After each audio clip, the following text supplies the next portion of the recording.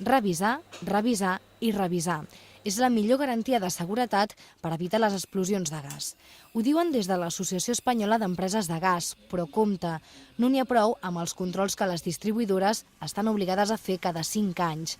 Diuen que els usuaris també són responsables del manteniment continu de les instal·lacions. Això bàsicament és com la ITV del cotxe. Nosaltres passem a la ITV del cotxe quan ens toca, però això no vol dir que si entre ITV i ITV hem de canviar l'oli perquè se'ns encén la llumeta, no canviem l'oli perquè no ens toca ITV, no, ho hem de fer. També són perilloses les reformes a casa si no es fan sota la supervisió d'un especialista.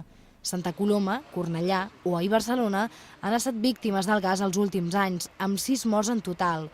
L'advocat dels afectats diu que el número de morts demostra que les revisions no són suficients i que ni es fan amb els mitjans ni amb el personal qualificat. Es podria veure clarament que són tot empreses subcontractades de gas natural perquè a Gas Natural o a les altres empreses, a Repsol de més, els surt més a compte subcontractar i aquesta subcontractar. Tampoc hi ha facilitats amb el cobrament d'indemnitzacions.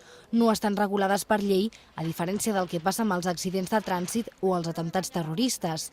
I les víctimes han d'afrontar una aventura judicial que pot allargar-se durant 10 anys. Les persones víctimes d'aquesta explosió no només són víctimes de la mateixa, sinó que són víctimes després d'un llarg i tediós procediment per reclamar, perquè la companyia, la següent pas és negar qualsevol mena de possibilitat d'indemnitzar.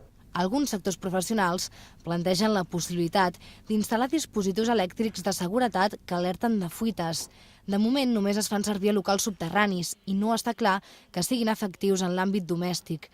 Les olors de la cuina podrien distorsionar els seus efectes i crear falses alarmes.